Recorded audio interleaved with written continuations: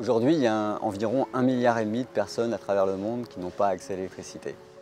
Sans électricité, ça veut dire des difficultés pour étudier, pour se soigner, pour créer des activités économiques, pour sécuriser les rues. Il y a une trentaine d'années maintenant, des salariés d'EDF ont décidé de mobiliser leurs compétences d'électriciens pour apporter des contributions, pour améliorer la situation et donc apporter l'électricité dans les endroits où personne n'allait.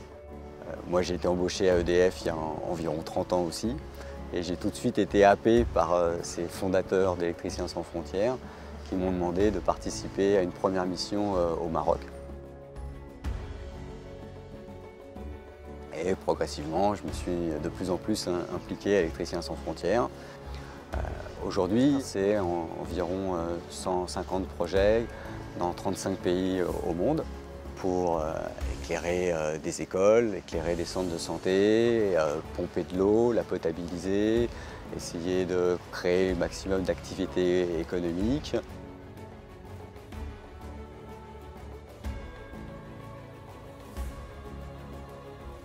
La problématique de la formation est déterminante. Bien souvent, il faut partir quasiment de zéro en apportant l'ensemble du cycle de formation pour faire émerger des petits électriciens, des petits entrepreneurs locaux. Parce que sans électriciens, il n'y a pas d'électricité et surtout pas d'électricité durable.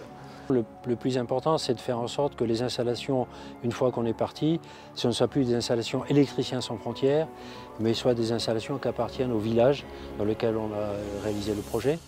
Et pour cela, la question du transfert, du partage de compétences est essentielle. C'est-à-dire qu'il faut qu'à l'amont, les villageois, les bénéficiaires, les utilisateurs se soient appropriés le fonctionnement des installations, les principes de base, pourquoi on l'a fait comme ça, pourquoi on a mis des panneaux solaires, pourquoi on a mis des batteries.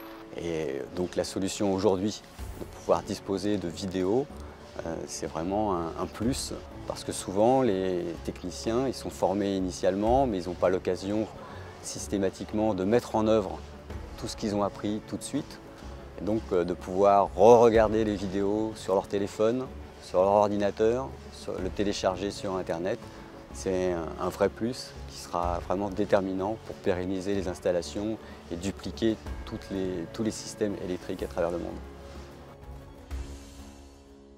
Donc Électriciens sans frontières, c'est à la fois apporter de l'électricité à ceux qui n'en ont pas, mais c'est aussi mettre ses compétences au service de la solidarité internationale. Donc donner du sens à son métier, à ses compétences métiers et une formidable aventure humaine au service de la solidarité internationale.